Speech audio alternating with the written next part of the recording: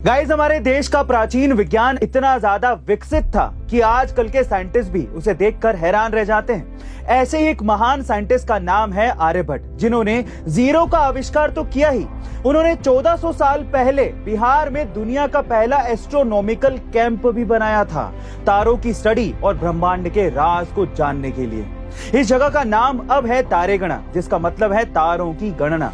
आर्यभट्ट कितने महान वैज्ञानिक थे, उसका अंदाजा इस बात से लगाया जा सकता है कि अब 1400 साल बाद भी सूर्य ग्रहण जैसी घटनाओं को और बेहतर तरीके से जानने के लिए वैज्ञानिक तारे गणा ही जाते हैं, और आज भी आर्यभट्ट की सारी खोज सटीक पाई जाती है। गाइस, महान आर्यभट्ट और बिहार हमारे इतिहास का गोल्डन हिस्सा है, जिसे हमें कभी भी भूलना नहीं चाहिए।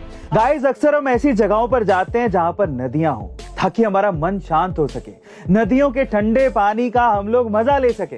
पर क्या आपने कभी ऐसी नदी के बारे में सुना है जिसका पानी भयंकर उबलता है? शायद ना सुना हो, लेकिन ये सच है। ये नदी है अमेज़न के घने जंगलों के बीच में, जिसका पानी सच में उबलता है, और वो इतना ज्यादा कि आप डायरेक्ट इस नदी के पानी में चाय बना सकते हैं, नदी में अंडे उबाल सकते हैं, या फिर खाना भी बना सकते हैं। अमेज़न के स्थानीय लोग इस नदी की पूजा करते हैं और मानते हैं कि इसमें रोग दूर करने की क्षमता है। पर वैज्ञानिकों के अनुसार नदी का पानी इतना गर्म इसलिए है क्योंकि पृथ्वी के केंद्र की गर्मी किसी तरह से इस नदी के रास्ते बाहर निकलती है और साथ ही में पानी को गर्म कर देती है ना गाइस? ये नदी हैरान कर देने वाली।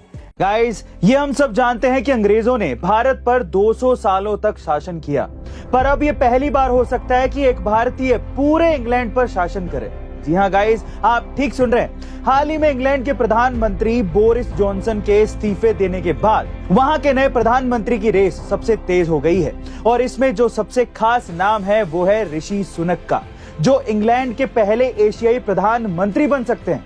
जी हाँ गाइस, ऋषि सुनक हाल ही में इंग्लैंड के फाइनेंस मिनिस्टर भी रह चुके हैं, पर इनका प्रधानमंत्री बनना इसलिए ज्यादा खास है क्योंकि एक देश जिसने भारत पर गैर कानूनी तरीके से राज किया, उस देश में कानूनी तौर पर किसी भारतीय का शासन करना हर हिंदुस्तानी के लिए गर्व की बात है। गाइस, आजकल लोग 30 से 40% तक इनकम टैक्स देने में भी परेशान हो जाते हैं, लेकिन क्या आप ये जानते हैं कि इंडिया में एक समय ऐसा भी था जब पर्सनल इनकम टैक्स 97% यानी कि 97% तक पहुंच गया था। जी हाँ गाइस, ये बात है साल 1973 की, जब इंदिरा गांधी सरकार के अंडर पर्सनल इनकम टैक्स को 10% से लेकर 85% तक बढ़ा दिया गया था। मतलब कि अगर आपकी साल भर की सैलरी 2 लाख रुपए है या उससे भी ज्यादा है, तो आप पर 85% टैक्स लगेगा। इसके अलावा इस पर 15% का सरचार्ज भी अलग से, यानी कि 85% का 15% और कुल मिलाकर 97.75% टैक्स आपको देना पड़ता था। दरअसल सरकार ने यह डिसीजन गरीबी हटाने के लिए लिया था, लेकिन यह आइडिया इतना बुरी तरीके से फेल हुआ कि लोग अपना पैसा बचाने के लिए टैक्स फ्रॉड करने लगे,